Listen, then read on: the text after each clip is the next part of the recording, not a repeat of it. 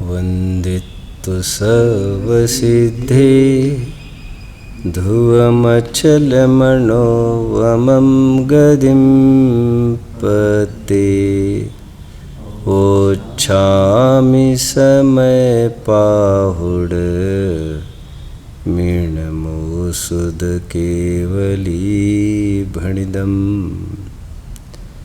नमः समयसाराय स्वानुभूत्या चकासते चित्स्वभावाय भावाय सर्वभावान्तरच्छिते अनन्तधर्मणस्तत्त्वं पश्यन्ति प्रत्यगात्मनः अनेकान्तमयी मूर्तिर्नित्यमेव प्रकाशिताम्। दृष्टिवान जीवो, आपके पास, मेरे पास, हम सब के पास दृष्टि तो है। ज़रूरत है सुखी होने के लिए उस दृष्टि को सूक्ष्म करने की।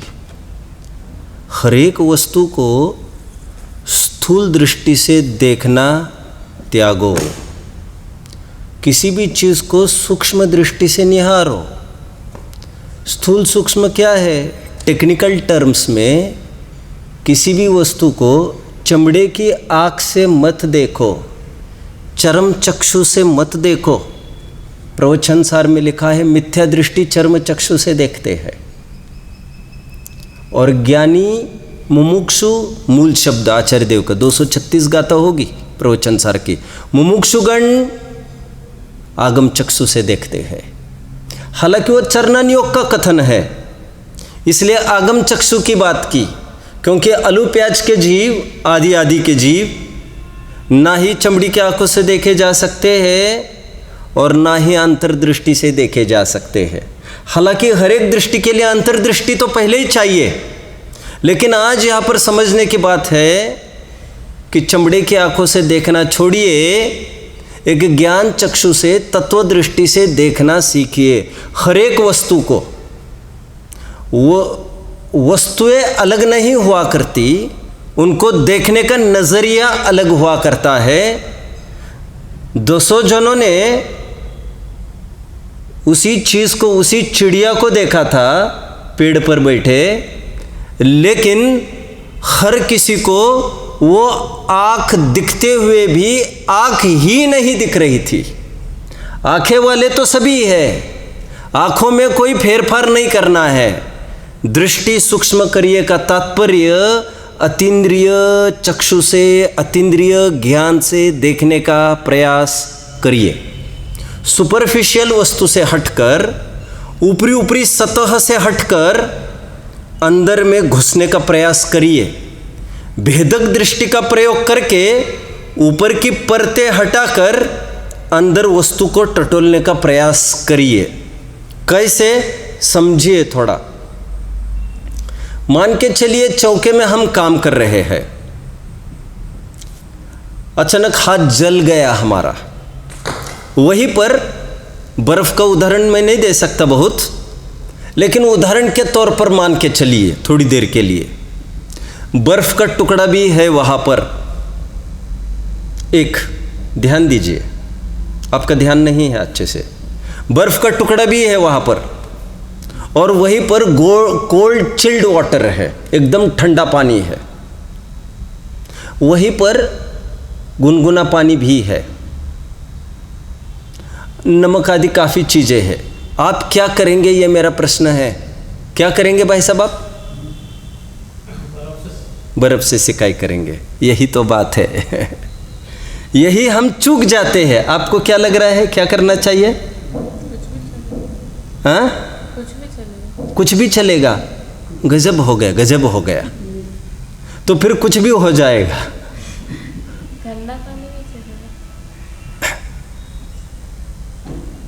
आप बर्फ का इस्तेमाल करिए अथवा ठंडे पानी का, आपका फल अच्छा नहीं आएगा। आपको हाथ में जले के स्थान पर फोले हो आएंगे, आपको अटपटा लगेगा सुनने के लिए। अटपटापन ही तो निकालना है, ऊपर की दृष्टि छोड़िए। जानते हैं आप, जख्म पर नमक छिड़कना, यह कहावत कर कर के लोगों ने तो मुफ्त बदनाम की सच्ची दवा को। खरेखर यदि चाहिए आपको तो वही नमक रखा है ना, नमक को थोड़ा सा रगड़ लेना चाहिए जख्म पर। अटपटा लग रहा है, अटपटा लग रहा है। जब लोक में ही अटपटा लग रहा है, आध्यात्मिक में क्यों नहीं लगेगा आपको? और जानते हो क्या करना? फॉर बेटर रिजल्ट्स करके देखिएगा, करके देखिएगा। नमक लगाने पर उस पर थोड़ा थोड़ा मद्दी आंच वाला गुनगुना पानी डालते रहना, नहीं तो कपड़े से तवे से हल्का सा गरम गरम करना। अटपटा लग रहा है, अटपटा लग रहा है। उसी वस्तु में दो धर्म बैठे हैं, आपको देखने की ताकत होना चाहिए, नहीं तो लोक में भी आप कुछ नहीं कर सकते। गेटिंग? थोड़ा और चलिए उज्जैन में चलते हैं। अपनी नगरी है, जैनों की नगरी है। उज्जैन रेलवे स्टेशन पर खड़े होते हैं हम। हाँ, चलते हैं हम इंदौर। उज्जैन से कहाँ चलना है? इंदौर। एक उदाहरण दिया छोटा, वहाँ पर रेल भी लगी है इंदौर के लिए। किसी ने पूछा, नए आदमी ने, मेरे सरीकी ने पूछा, साहब ये रेल कहाँ जा रही है? हाँ, ये इंदौर जा रही है। अब बैठ सकते, इसमें बैठ सकते हैं। ठीक है, वेरी गुड। जितने में झोला उठाने को हुआ, दूसरी रेल आ गई। कुछ लोग दौड़ते गए, चलो इंदौर, चलो इंदौर। सुनिए सुनिए, अच्छे से सुनिए। एक रेल लगी है इस दिशा में, भाई साहब। खरेखर ऐसा होता नहीं, आगे पीछे का समझना पड़ेगा। बीच में प्लेटफॉर्म और आगे पीछे ट्रेन। इस ट्रेन में बैठने को हुए, लोग दौड़ते दौड़ते उस ट्रेन की तरफ भी आगे बढ़ गए, चलो इंदौर, चलो इंदौर। मैंने कहा क्या भाई, रे इंदौर जा रही है, ये इंदौर जा रही है। गजब हो गए, गजब। ऐसा हो सकता है? इसमें गजब क्या है? गजब ये है, ये रेल सामने की है, ये पूरब दिशा में खड़ी है, और पीछे की रेल है वो पश्चिम दिशा में खड़ी है। और जो पूरब दिशा की रेल खड़ी है ना, वो ब्रॉड गेज वाली है। जो पश्चिम दिशा की तरफ खड़ी है वो मीटर गेज वाली है। तद्दन विरुद्ध दिशा में जाने वाली रेल, क्या आप कल्पना कर सकते हैं? वो एक ही डेस्टिनेशन पर लेके जा रही है। ऊपरी ऊपरी तौर पर यह भुलावा लगता है, लेकिन यह सत्य है, यह ऐसा ही है। स्थूल दृष्टि को छोड़िए, आप छोड़िए। सौंफ है, जीरा है, आयुर्वेदिक चीज़ें हमारे मसालों में तो वैसे ही मिली है। जो बराबर पोषक भोजन करता है, भोजन भी खरे खरे एक दवा का ही काम करती है। अब जानते होंगे सौंफ और जीरा की तासीर क्या बताई गई है? ठंडी। Very good, very good. इसको सेक दो और गरम गरम खा लो। इसको तवे पर सेक लो और गरम गरम खा लो। हालांकि रात्रि में खाने की भी चर्चा बहुत दुस्सह है। एनीवे, आपको क्या लग रहा है ये क्या फल देगी? क्या लग रहा है आपको, क्या फल देगी? वस्तु अपनी तासीर नहीं बदलती है। मेथी को ठंडी करके खाने से ठंडक नहीं देगी वो। सौंफ को गर्म करके खाने से वो कोई गर्मी नहीं देगी। वस्तु की तासीर नहीं बदलती है। ऊपरी बातों पर आपको नहीं जाना चाहिए। इतना सब कहने का तात्पर्य, स्थूल दृष्टि को छोड़िए। ऊपर से वस्तु कुछ और दिखती है, तरकीब से विचार करिए, वस्तु कुछ और अंदर है। वस्तु को बदलना नहीं है, फिर तो सत्यानाश होगा। और वस्तु स्वरूप में तो वस्तु बदलने का तो कोई प्रावधान नहीं। जैसे मैंने कल कहा, हमारे पास जो लड़का है वही है, वही आधार स्तंभ है तुम्हारा। उसी में पूरी मेहनत आपको उड़ेलनी चाहिए। ऐसा नहीं होता है कि लड़का बदला जा सकता है, ऐसा नहीं होता, ऐसा नहीं होता। वही लड़की है अंधी। कौन अंधी? कौन थी वो? 2-4 साल में अंधी हो गई, मैं अभी भूल रहा हूँ। Helen Keller. वही लड़की आंधी है। और ऐसा नहीं कहकर उसको हटा सकते उस लड़की को, ये तो आंधी बच्ची जन्मी है हमारी। उसी लड़की को पॉजिटिव सिखाओ और फिर वो उसी दिशा में बढ़ गई और सभी अंधों के लिए वो एक स्रोत बन गई प्रेरणा का। नई लिपि उन्होंने चालू करी। विचार करना अपने वस्तु स्वरूप की बात है। गुलाब के फूल देखे आप लोगों ने? इसकी कभी उदाहरण दिया है मैंने। काले कलूटे दिखने वाले बीज, हम नर्सरी में गए और हमने कहा ये फूल बड़ा सुगंधमय है और बहुत अच्छा रंग है इसका, गुलाबी रंग। फूल को अच्छा कहने भी बड़ा असहनीय लग रहा है मुझे तो। ये तो लौकिक उदाहरणों को मैं पार पाड़ रहा हूँ, बाद बाकी एक भी वस्तु हमारे लिए तो खरेखर सुंदर नहीं है। और गुलाब की सच्ची सुंदरता देखनी है यदि, अब कल आके देख लीजिए। कितने कब आना है, सब कब आना है, कल आके देख लीजिए आप। और ये यहाँ पर नहीं मिलेगा ये फूल, ये मिलेगा फ्लावर पॉट में नहीं, ये मिलेगा डस्टबिन में, कूड़े में। और वो बास मारने लग जाएगा, उसको और दूर फेंक कर आओ कह देंगे। यही तो इसकी हालत है। एनीवे अभी मैं ये कह रहा था कि वो फूल बहुत अच्छा लगा। हमने काउंटर पर पूछा ऐसा ही एक पौधा चाहिए हमको। उसने एक पैकेट पकड़ा दिया 50 ग्राम का, और वो पैकेट काले कलूटे बीज का था और एकदम दुर्गंधमय था। कोई ये कल्पना करे इस दुर्गंध में से, इस काले कलूटे बीज में से वे गुलाबी और सुगंधित पुष्प कैसे हो सकते हैं। लेकिन आप कालेपन पर मत जाइए, बाहरी रंग रूप पर मत जाइए, सूंघकर मत देखिए, अंदर की उसकी ताकत देखिए, ताकत। और विश्वास कैसे करें? विश्वास ये पूरे गमले भरे हैं, ये इसी में से है। और विश्वास करने के लिए बोकर तो देखो, तुम चालू तो करो, तभी तो तुम्हें पता चलेगा। सिद्धांत में आइए, 11वीं जबरदस्त गाथा है जो ये कहती है स्थूल दृष्टि को त्यागो, सूक्ष्म दृष्टि को अंगीकार करो। आम जन जिस मिलावट वाली दृष्टि से देखते हैं आत्मा को, ऐसी दृष्टि को त्यागो। जो क्रोध आदि में आत्मा दिख रही है प्रबल कर्म के मिलने से। क्या वर्ड था कल? मैं नो कर्म और द्रव्य कर्म की बात गौण कर दी है, गौण कर दी, क्योंकि वह परद्रव्य है, टोटली अलग है। और रस्ते फिरू मुसलमान भी, क्या कहा? रस्ते फिरू मुसलमान भी इस बात को समझता है कि देह अलग है और जीव अलग है। मैं और थोड़ी ऊपर की बात कर रहा हूं। स्थूल दृष्टि से विचारिए तो ये आत्मा कैसी दिख रही है? क्रोध आदि वाली। वो पानी कैसे दिख रहा था कल? कीचड़ वाला दिख रहा था, प्रबल कीचड़ के मिलने से। और अज्ञानी को यह भ्रांति हुई कि पानी मैला है। अगेन नीरज भाई बाद में देख लेना। पानी लिया, पानी है कटोरे में, ऊपर से लाल रंग डाला है, पानी कैसा हो जाएगा? लाल हो जाएगा। हरा रंग डाला, कैसा हो जाएगा? हरा हो जाएगा। बस इसी भ्रम को यहाँ पर कड़काई से तोड़ा जा रहा है और ये बोला जा रहा है वो पानी लाल और हरा दिखता है, दुनिया को दिखता है।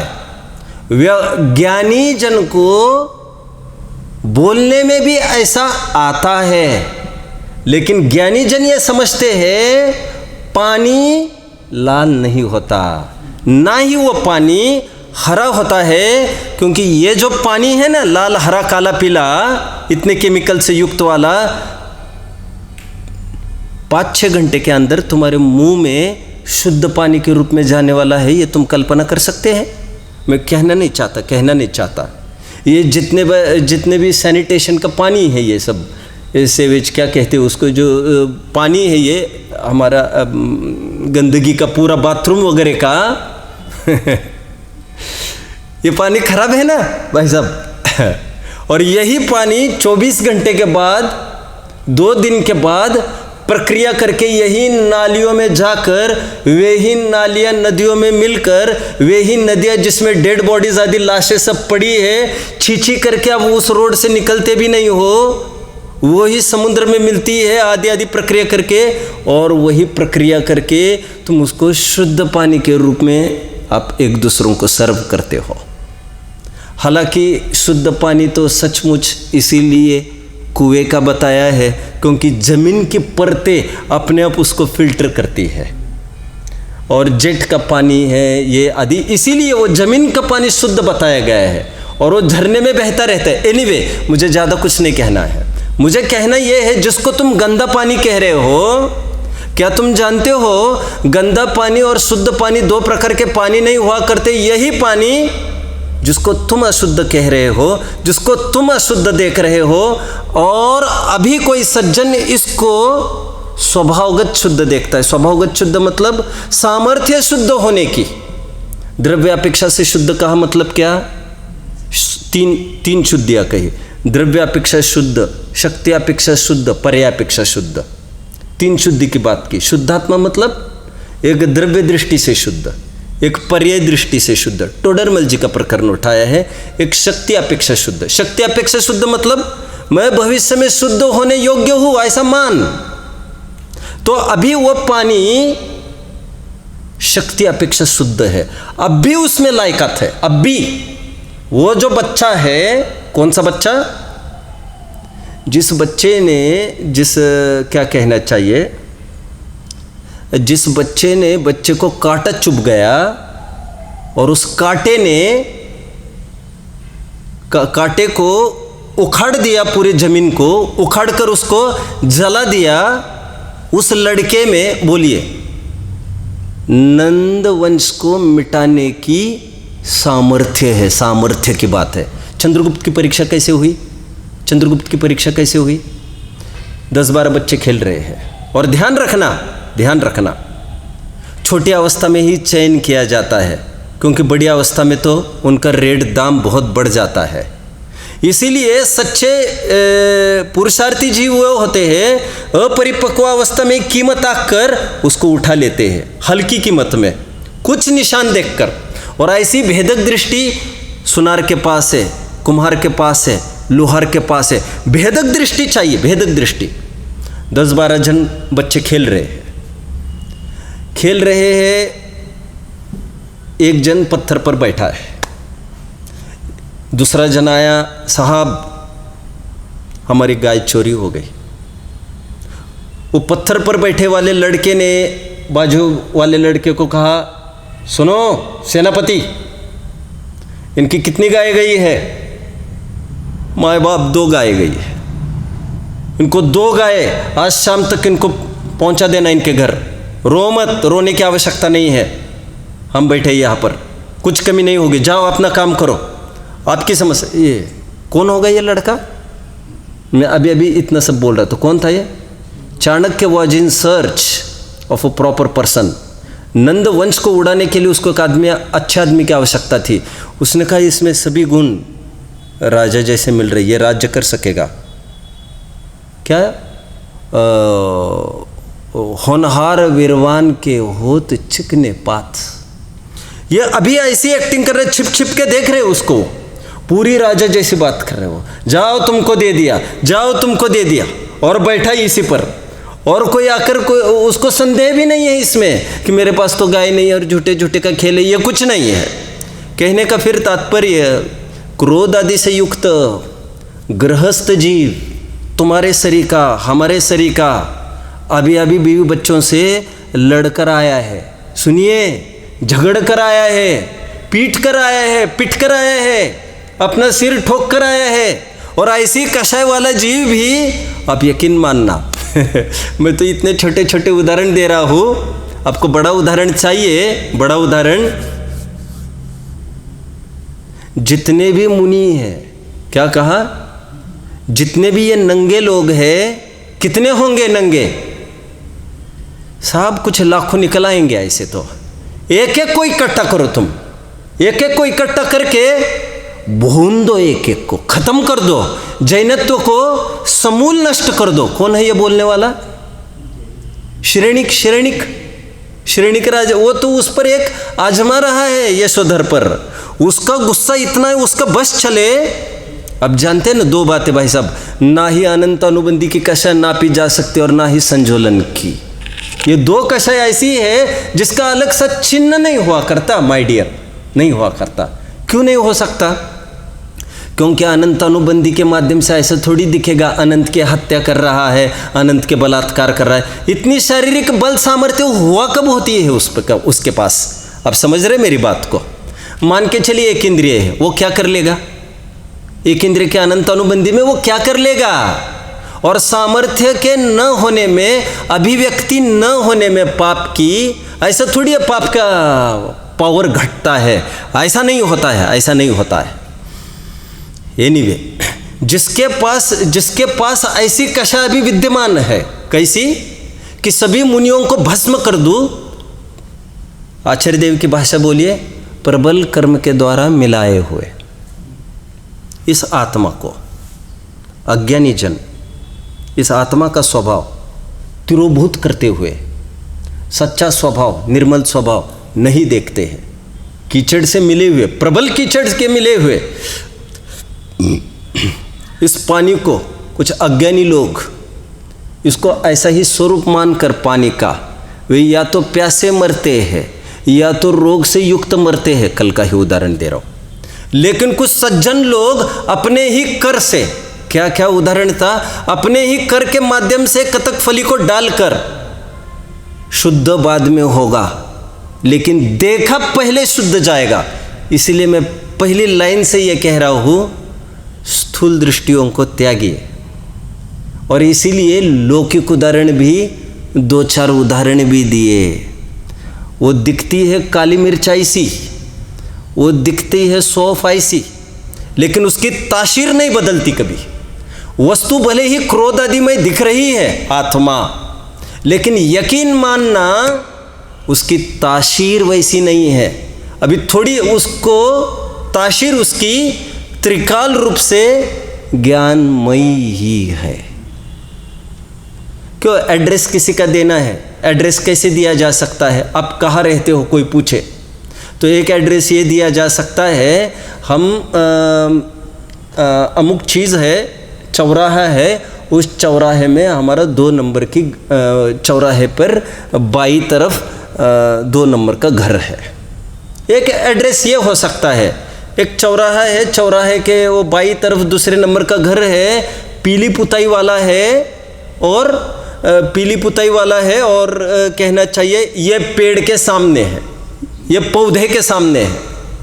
ये दूसरा जो परिचय दिया है उसमें जो बाकी के 2 परिचय पुताई वाले, वह अगले साल तो रहेगी नहीं, और जो पौधे वाले दिए वो तो अगले हफ्ते नहीं रहेंगे। तो ये जो दिए जा रहे पते, ये तो नकली पते हैं, इनसे हमारा कुछ भी काम नहीं निकलेगा। आज भी जो टेस्ट होती है वो आदमी की पहचान के रूप में क्या टेस्ट किया जाता है? भैया इसको बंद ही किया जाए, थोड़ा कर दीजिए, बंद कर दीजिए, बहुत हो रहा है, नहीं तो अपन चला नहीं पाएंगे फिर, ये सब बंद कर दीजिए जल्दी। और हाँ, आदमी की टेस्ट करने के लिए क्या किया जाता है आज? उसकी हाइट नहीं देखी जाती, उसका वेट नहीं देखा जाता, क्योंकि उससे परिचय बनता नहीं आदमी का। उसका देखा जाता है जो जीवन भर नहीं बदलेगा, वो देखा जाता है, वो उसका होता है परिचय पत्र। एक तो फिंगरप्रिंट जो कभी नहीं बदलता, कभी नहीं, एक फिंगर भी दूसरे फिंगर से नहीं मिलता। एक तो आइरिस का प्रिंट, जो एक आइरिस का भी शायद दूसरी आइरिस से भी नहीं बनता परमानेंट।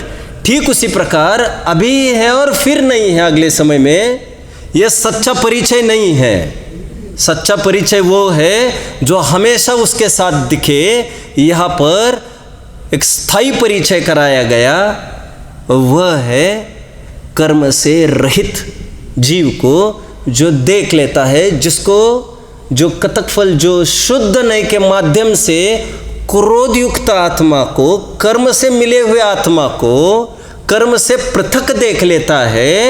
आविर्भूत निर्मल आत्मा, उसी को आविर्भाव होता है उसका, और वही इसका अनुभव करता है। ऐसी कल हमने यहाँ से गाथा पढ़ी थी। अभी कुछ गाथा की, कुछ टीका की कुछ लाइन्स हमने छोड़ी थी, उसको थोड़ा खोलता हूँ मैं। दो शब्दों को समझिए अभी, सद्भूत असद्भूत। मैं बहुत तसल्ली से प्रवेश कर रहा हूँ गाथा में। मेरा तो ये मानना है कि पुजारी जी बैठे हैं, उनको भी समझ में आई ये चीज़। एकदम तसल्ली से चल रहे हैं अपन। दो शब्दों का प्रयोग आया, सद्भूत असद्भूत। व्हाट इज सद्भूत एंड व्हाट इज असद्भूत? देखिए यहाँ पर यह कहा जा रहा है हर एक वस्तु की अपनी अपनी सत्ता है और कोई भी वस्तु अपनी सत्ता को नहीं छोड़ता। गेटिंग?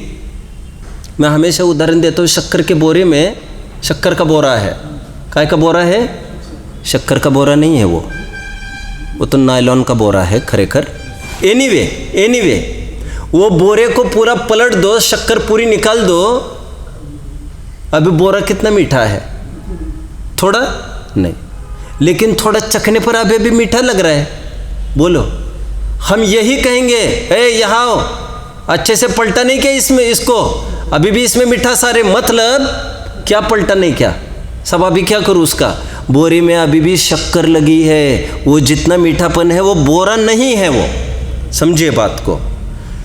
कहने का तात्पर्य मेरा ये है कि शुद्ध आत्मा का तात्पर्य, यदि वो क्रोध को आत्मा में मिलाकर देखे, समझिए प्रत्येक वस्तु अपने अपने अभिन्न प्रदेशों में रहता है।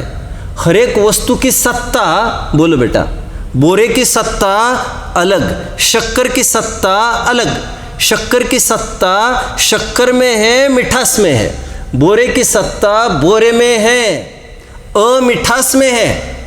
लेकिन बोरा मीठा है कहने का तो लोक व्यवहार, ऐसा मानकर, एक की सत्ता दूसरे में मानकर तुमने वस्तु को असद्भुत देखा अथवा असद्भुत वस्तु को देखा।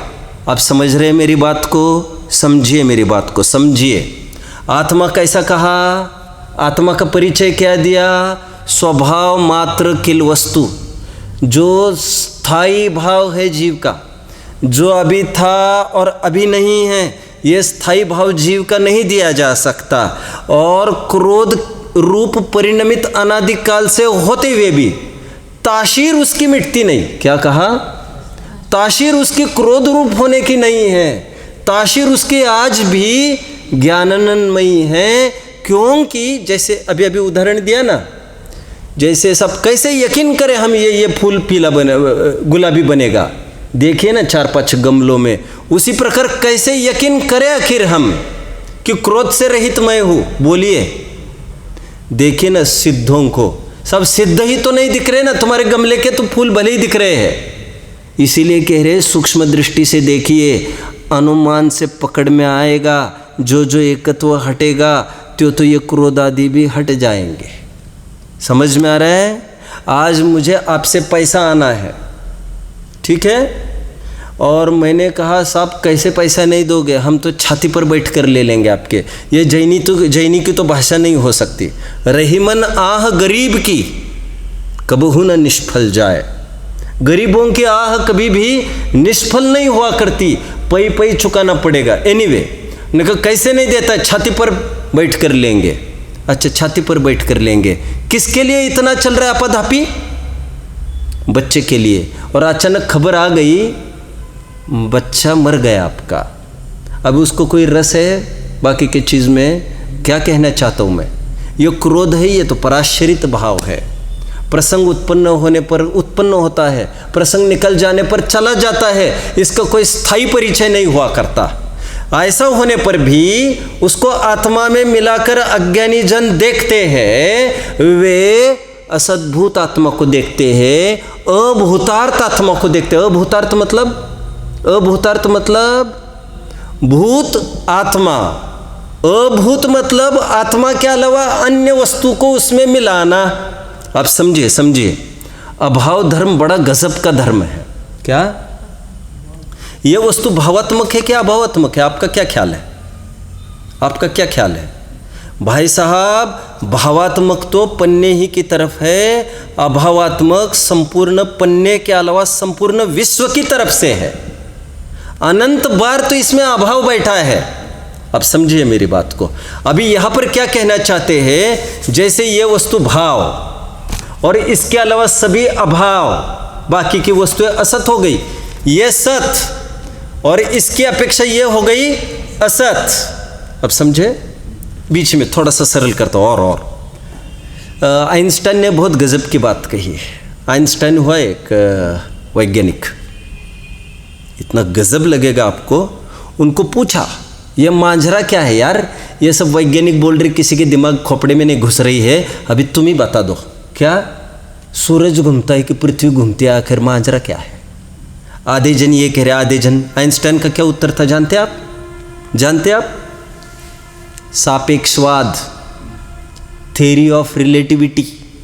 सापेक्षवाद मतलब अपना स्यादवाद। उनका यह कहना था सब सूर्य की अपेक्षा से पृथ्वी घूमती है, पृथ्वी की अपेक्षा से सूर्य घूमता है, और सुपरहिट हीरो हो गया वो। क्या बोला उसने? इसकी अपेक्षा से वो घूमता है, उसकी अपेक्षा से वो घूमता है, बरी हो गया। मैं क्यों कह रहा हूँ इतना? मैं कह रहा हूँ ये सत है क्या सत? अरे कैसी बात करते हो, इसकी अपेक्षा से ये सत है और इसकी अपेक्षा से ये असत है। समझ में आ रहा है? ये सत है क्या असत है? इसकी अपेक्षा से ये सत है, लेकिन और किसी भी अपेक्षा से ये असत है।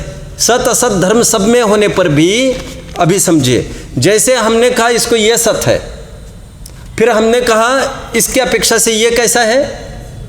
असत है। अब इन दोनों को मिलाने की चेष्टा, तो कहते हैं ये अभूतार्थ वस्तु हो गई। क्या वस्तु हो गई? अभूतार्थ मतलब जैसी वस्तु नहीं है वैसी दिखाई जा रही है। अब समझे बात को? तो यहाँ पर भूतार्थ और अभूतार्थ का अर्थ लेना चाहिए। जैसी वस्तु है वैसी देखना, ये भूतार्थ नय का काम। जैसी वस्तु नहीं है वैसे दिखाना, ये अभूतार्थ नय का काम।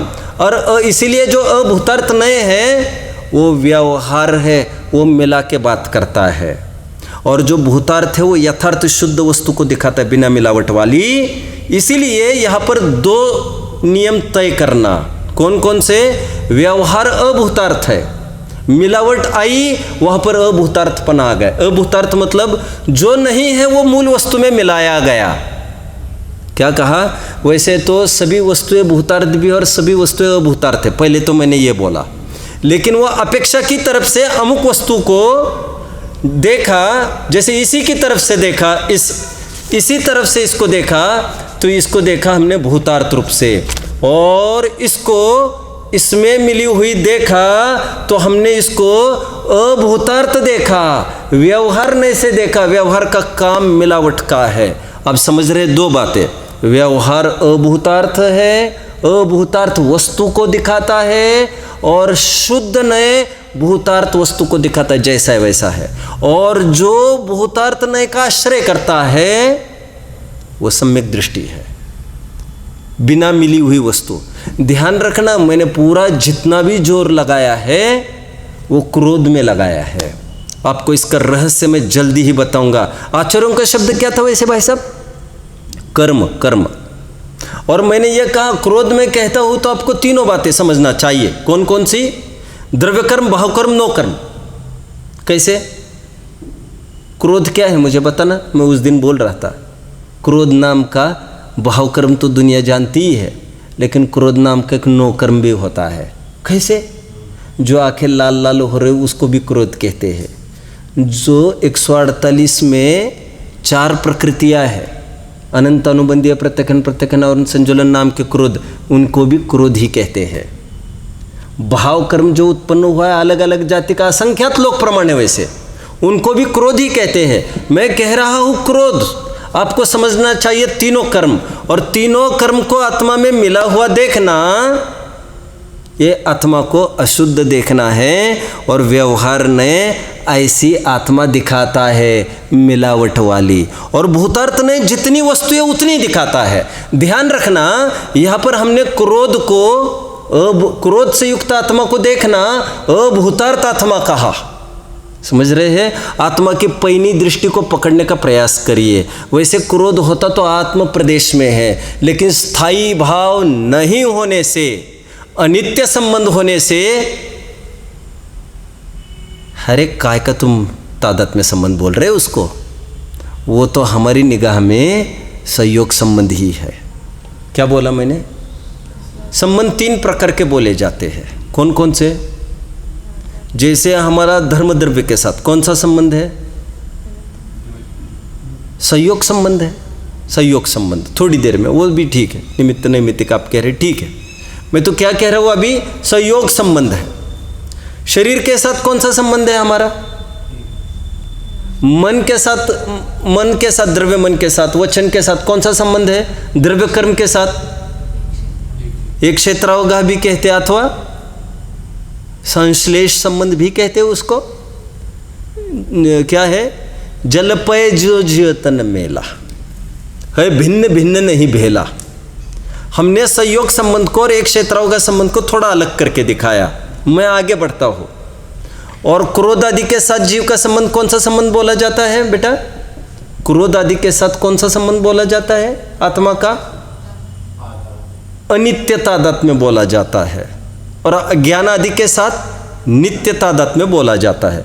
लेकिन मैं क्या कह रहा हूं समझिए, अध्यात्म में संयोग संबंध, एक क्षेत्रावगाह संबंध, अरे बाबा है तो संयोग, पास का क्या दूर का क्या, ये भी पड़ोसी वो भी पड़ोसी, सब पड़ोसी ही तुम्हारे। संयोग संबंध तो अध्यात्म यहां तक बोलता है, वो जो क्रोध उत्पन्न हुआ है अंदर में, उसको काय के लिए तादात्म्य में बोल रहे तुम? उसको काय के लिए तादात्म्य में बोल रहे तुम? एक घर, एक दिन की कोई नौकरानी आई है घर में, हमारी पत्नी के और नौकरानी के झगड़े हो जाए, माफ करना, नौकरानी बहुत अच्छा काम करती है, बहुत अच्छा, पत्नी से भी अच्छा काम करती है। पत्नी को आता तो वो काय के लिए आती, लेकिन झगड़ा होने पर क्यों जी, घर में किसको रखना और किसको भगाना, क्या करना है फिर? क्या करेंगे? अरे बोलिए, कोई बोलिए, इसमें कोई विचार की गुंजाइश है? कितनी भी हो अच्छी वो नौकरानी, अरे सालों की हो, दिमाग से हटता नहीं है ये, सालों का अनादि का ये क्रोध है, दिमाग से ये बात हटनी नहीं चाहिए, क्यों? क्षणिक है। और जब भी दोनों में से किसी का चयन करने की नौबत आएगी, ध्यान रखना वो क्रोध आदि भी संयोग संबंध है, अध्यात्म में देखना चाहिए। 69-70वीं गाथा की टीका, जिसमें ज्ञान आदि के साथ तादात्म्य संबंध कहा, एक क्षेत्रावगाह संबंध कर्मों के साथ कहा, और संयोग सिद्ध संबंध कहा क्रोध आदि के साथ अपने, जिनका नवीन संयोग हुआ है। संयोग संबंध तो उसी को कहते हैं, किसको कहते हैं? संयोग जो अभी नहीं था और अभी हो गए, अभी है तो फिर चला जाएगा, इसका तो कोई भरोसा ही नहीं है। जिसको क्रोध करना अच्छा लगता है वो एक कहे मैं निरंतर क्रोध करता रहूंगा और एक सरीका करता रहूंगा, और जिसका जिस पर वश नहीं है वो ये क्यों कहता है ये मेरा है? जब तेरा वश ही नहीं चलता, प्रकृत है, सब कोई गाली दे तो फिर मेरे से बर्दाश्त नहीं होता, मतलब पर सापेक्ष हो गए ना। तुम्हारा ज्ञान दर्शन पर सापेक्ष नहीं है। तुम ऐसा कभी नहीं बोलते हो कि ऐसा हुआ तो मैं जान लेता हूँ भाई साहब, ऐसा हो तो मैं जान लेता हूँ। अरे भाई तुम्हारा जानना थोड़ी ना पर सापेक्ष होता है। इतना सब कहने का तात्पर्य, दो प्रकार के नए हैं, एक शुद्ध नए, एक अभूतार्थ नए। व्यवहार नए, व्यवहार नए अभूतार्थ वस्तु को जानता है, शुद्ध नए भूतार्थ मतलब जैसी वस्तु है वैसा जानता है, अभूतार्थ मतलब जैसी वस्तु नहीं है। क्रोध आदि से मिलाकर, शरीर आदि से मिलाकर जानना, जनाना, यह व्यवहार नए का काम है। और ऐसा ही मानना ये मिथ्यात्व है, और जैसे भूतार्थ ने दिखाया वैसा मानना ये सम्यक्त्व है। आगे बढ़ना है। जो भूतार्थ नय का आश्रय करता है वो सम्यक दृष्टि है। इस लाइन पर हम आते हैं, पहले वो टीका की 2-3 लाइन हम पढ़ लेते हैं। आइए टीका पढ़ लेते हैं। व्यवहार नय सब ही अभूतार्थ है। आगे बढ़ना है। थोड़ा मैं पैनी दृष्टि आपको कल दूंगा, और मैं तो आपका ध्यान आकर्षित कर रहा हूँ भाई साहब। व्यवहार ने मतलब अमृत चंद्र स्वामी की दृष्टि में इतना ही है अभी। क्या? मलिनता से युक्त आत्मा को दिखाना, कर्म से युक्त। क्या उनका शब्द? प्रबल कर्म से मलिन, प्रबल कर्म से मिला हुआ। लेकिन जयसेन स्वामी यह अर्थ नहीं करेंगे, और जयसेन स्वामी इतना अद्भुत अर्थ करेंगे आप कल्पना नहीं कर सकते उसकी। इन्होंने प्रयोजन परक तो काम किया है, क्योंकि मूल समस्या हमारी क्रोध आदि की है। कह रहे जिसने क्रोध वाला देखा वो अशुद्धता हो गई। जयसेन स्वामी एक नई बात कहेंगे जो मैं कल ही बात करूंगा। देखिए, व्यवहार नय सभी अभूतार्थ है, इसलिए वह अभी सब ही भी कहा है इन्होंने, और इन सब ही में जयसेन स्वामी इसका सब ही का पेटा खोलेंगे। कुछ समझ में आ रहा है बेटा? व्यवहार ने सभी अभूतार्थ है मतलब क्या? सभी अभूतार्थ है मतलब सभी मतलब व्यवहार कितने हैं? 4 प्रकार के हैं, वे सभी अभूतार्थ है। लेकिन विवेचना में मैं आपको तीसरे ही नए तक ले गया, क्योंकि विवेचना में तो ऐसा ही विवेचना अमृतचंद्र देव ने किया, मैं क्या करूं। और चौथे नए को जिसको गौण किया था अमृतचंद्र स्वामी तो ये कर्म से मिला हुआ जो देखता है, कर्म से मिला मतलब तीसरे नए तक बढ़ सकते हैं। द्रव्य कर्म से दूसरे नए तक बढ़ा, द्रव्य कर्म से मिला देखना दूसरे नए का विषय, भाव कर्म से क्रोध आदि वाला आत्मा देखना तीसरा नए। जयसेन स्वामी ने और ऊपर की लीप ली और उन्होंने कहा भेद वाली वस्तु देखना ये अशुद्धता है, ये व्यवहारने का काम है। इन्होंने भेदाभेद की बात ही नहीं की कही। आपको इस दृष्टि से विचारना चाहिए कौन स्वामी कितना बोले, अमृतचंद्र स्वामी ने कितना बढ़ाया, जयसेन स्वामी ने कितना बढ़ाया, वक्ता कितना बढ़ा रहा है, इन वक्ता ने कितना बढ़ाया। आपको वो डिफरेंस समझ में आना चाहिए, सबका कौन कितना बोला। आप समझ रहे हो बेटा मैं क्या कह रहा हूं? यह सब ही व्यवहार अभूतार्थ है, खरे खरा ऐसा बोल रहे हैं, सब ही व्यवहार अभूतार्थ है मतलब हाँ, ज्ञान वाला दर्शन वाला कहना भी अभूतार्थ है, लेकिन वो तो सद्भूत है। क्या वो असद्भूत नहीं है? नाम से तुम्हें ऐसा लगता है इसलिए हमने बोला सब ही व्यवहार अभूतार्थ है। सब ही मतलब सद्भूत तो अभूतार्थ, असद्भूत तो अभूतार्थ है ही नाम से, लेकिन भूतार्थ भी सद्भूत भी अभूतार्थ है। नाम से नहीं लग रहा है, वो नाम से नहीं लग रहा है। और मिलावट की ही बात नहीं है अभी यहाँ पर, क्योंकि वो तीसरे नए तक ही लगेगी मिला हुआ। जो इनका उदाहरण जयसेन स्वामी कल बोलेंगे, मैं भी कल बात करूँगा, आज इनको पढ़ते हैं। व्यवहार नए सभी अभूतार्थ है, इसलिए वह अविद्यमान असत्य अभूत अर्थ को प्रकट करता है। अविद्यमान मतलब जयचंद जी इसको कल खोलेंगे। अविद्यमान मतलब जो इसमें अविद्यमान है। क्या है बेटा, क्या कहा मैंने? बाकी जयसेन स्वामी कहेंगे, जयचंद जी कहेंगे है तो वो कोई अविद्यमान नहीं है, मैं अविद्यमान हूँ। अब समझे मेरी बात को? एक उदाहरण दिया जाता है, अच्छा उदाहरण मतलब गंदा उदाहरण है वैसे, लेकिन अच्छा उदाहरण समझने के लिए है। नारी के लिए विश्व में जितने भी पुरुष हैं ना, उसमें से एक ही पुरुष है नारी के लिए। कितने पुरुष है? नारी की डिक्शनरी में एक ही पुरुष है, तो बाकी के नपुंसक है। बाकी के नपुंसक है क्या? हमारे चेकअप कराइए, चेकअप प्रवचन सार करा रहा है वहां पर। समय सार के कैंप में हमारे लिए इतना साइलेंट वर्ड्स है, तुम पुरुष हो हमारे लिए। और क्यों, यदि उसको झूठ कहा जाए तो सेठ सुदर्शन को क्या कहा जाए? सेठ सुदर्शन ने क्या कहा रानी को? क्या कहा बेटा? क्या रानी था? रानी का नाम था कपिला, क्या था वो? कपिला का द्वारा भेजी गई थी क्या? कौन थी वो? क्या कहा उसको जब शील का संकट आया? उसने कहा मैं तो नपुंसक हूं, क्योंकि एक शीलवान और नारियों के लिए सचमुच नपुंसक है। यह दृष्टि की बात है, अपेक्षा की बात है। एक वस्तु दूसरी वस्तु के लिए बोलो सचमुच असत है। अभी बोलिए ब्रह्म सत्य जगत मिथ्या, क्या कहा? सांख्यों का स्लोगन है, वेदांतियों का स्लोगन है। इसको जयचंद जी के लाड़े हाथ लेंगे। वेदांतियों का क्या स्लोगन है?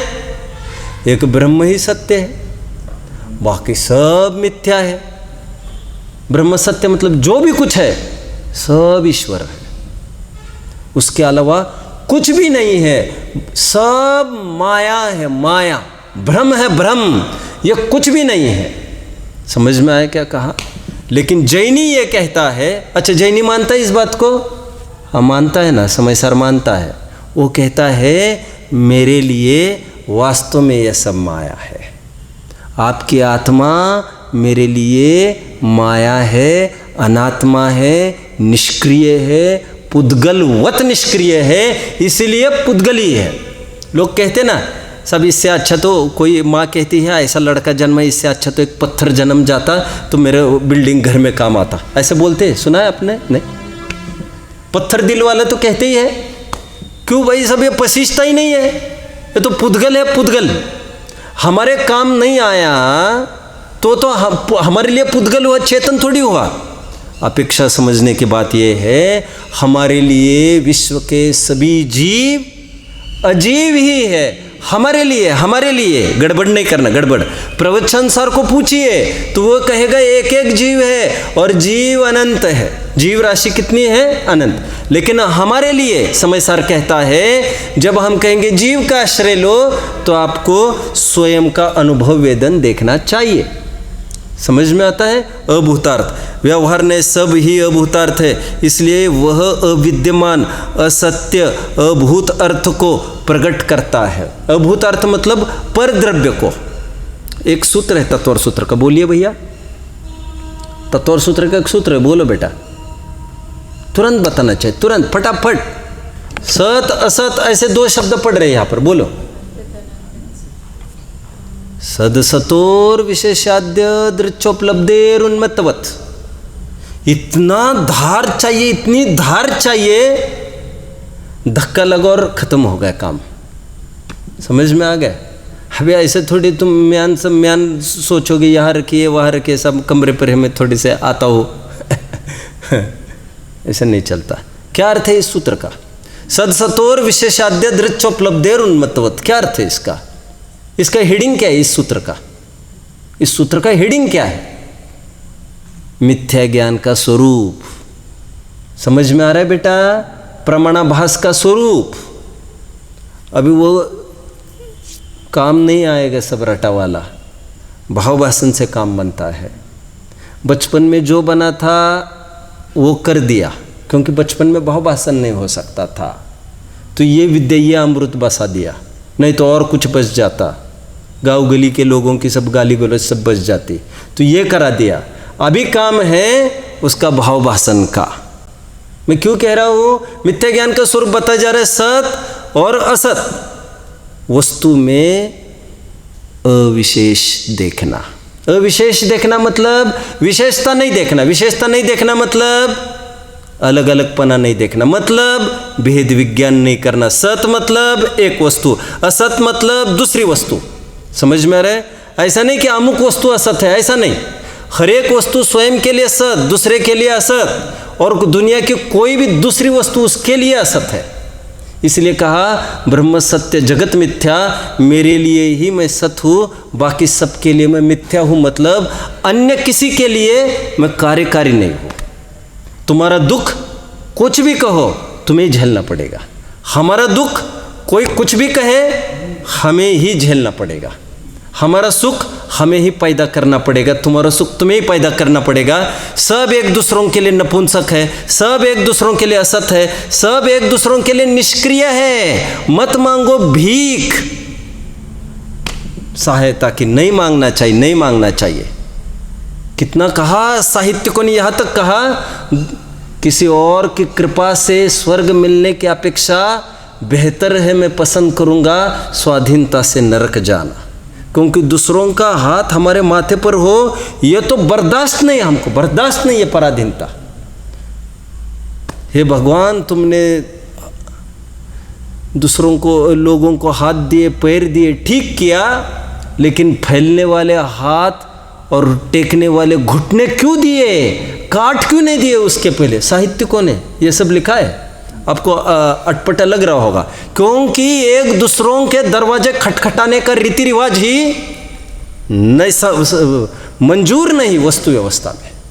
तुम्हारे घर जब सब था, काजू किशमिश का डब्बा तुम्हारे घर भरे है और जबरन यहाँ मंडराता रहता है, काजू है आंटी, काजू है ना आंटी, अरे कहाँ से लाया आंटी घंटी, भग जा यहाँ से, घर तुम्हारा भरा है। समझ में आ गया? और आंटी आंटी क्या करता है यहाँ पर सबके घर भरे हैं, जबरन दूसरों के किवाड़ मत खटखटाओ। अभी मैं कह रहा था दोपहर में वृद्धाश्रम में जाना है साहब, अभी किसी का बात आई, भाई साहब बाढ़ है, इसी की तो बाढ़, वृद्धाश्रम है, अच्छा कोई तो क्या होगा, वहाँ पर हम जाए तो क्या होगा, तो लोग हमारी थोड़ी बहुत सेवा भी करेंगे और थोड़ा अच्छा भी हो जाएगा।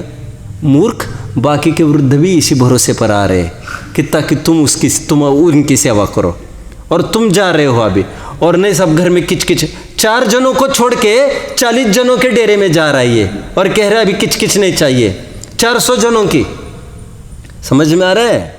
और यहाँ पर तो बंद मुट्ठी है, तुम काय के लिए जाता है यहाँ वहाँ, और फिर लौट कर आएगा तो ये तुम्हारा दरवाजा, ये इनका दरवाजा भी नहीं खुलेगा, क्योंकि नाक कटा के आएगा तब तक तुम हवा खा के जेल, मतलब वृद्धाश्रम की हालत ये है। वृद्धाश्रम की मैंने बोला, सब वृद्धाश्रम में, आज किसी भी वृद्धाश्रम में एक बार जाना चाहिए।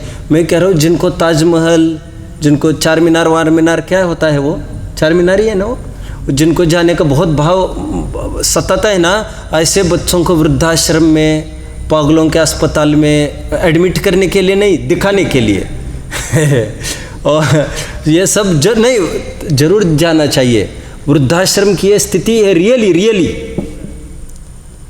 सुबह चढ़ा देते हैं डाइपर, उनको डाइपर बच्चों को जैसा पहनाते हैं, और रात तक बदला तो बदला, क्योंकि ऐसा कोई और बहुत सारी बातें हैं। और वो भी पहले कहते हैं बच्चों को जो छोड़ने आते हैं, आप ही संभालो, आपसे बढ़िया कोई, सबके रूल है ये, कोई नहीं कहता लाओ। सबसे पहले बच्चों को समझाते हैं, आप हमारे ऊपर भरोसा मत करिए, आप संभालिए, आप आपकी जिम्मेदारी मत भूलिए, और पैसा देकर आप ये मत समझिए कुछ, समझ में आए। और ये ऐसी हालत हो जाती है उनकी, सब लाइने में लगे, और वो साफ कौन करेगा तुम्हारा, कोई आदमी भी करता है। अरे तुम्हारे बच्चे ने तुमको बाहर कर दिया, तुमको समझ में आना चाहिए। खैर, वो कहते हैं वृद्धाश्रम के कहीं मिलेगा क्या, अरे सब तुम्हारे शरीर के आने वाले हैं। हर एक वस्तु दूसरे के लिए असत है, सुख की तलाश बाहर मत करिए, अपनी तिजोरी की चाबियाँ दूसरों के जेब में मत डालिए, छोड़िए इन बातों को, भीख मत मांगिए। इसलिए जो भी होगा, लोग कहते हैं जाना चाहिए आना चाहिए, फिर संकट में कौन काम आएगा, या हल्की भावना छोड़िए। आज सैकड़ों जनों के चौखट के चक्कर काटने के बजाय आप इतना पौरुष बढ़ाइए कि आपको किसी की आवश्यकता नहीं लगेगी। नहीं तो अभी 100 जन को चक्कर काट के आएंगे, और फिर वे नहीं आया तो वे ही लटक गए पहले, तो फिर और आफत। हम सब अपनी जवानी भी बिगाड़ दी, अभी बुढ़ापा भी ठोठो में करने में लगा रहे हैं। अरे ताकत बढ़ाइए, प्रतिकूलता को भेद विज्ञान करने की।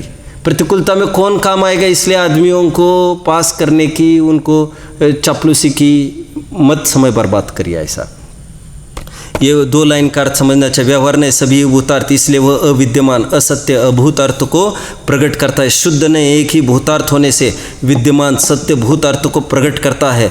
यह बात दृष्टांत द्वारा बतलाते हैं। दृष्टांत तो कल हो गया, अंत में देखिए 2 लाइन रही थी, उसको भी देख लेते हैं। इसलिए ऐसा अनुभव करते हैं, यह शुद्ध नए कतक फल के स्थान पर है। दाव लगा कल अद्योपांत एक बार टीका भी पढ़ी जा सकेगी, देख लेंगे। इसलिए जो शुद्ध नए का आश्रय लेते हैं वही सम्यक अवलोकन करने से सम्यक दृष्टि है, दूसरे सम्यक दृष्टि नहीं है।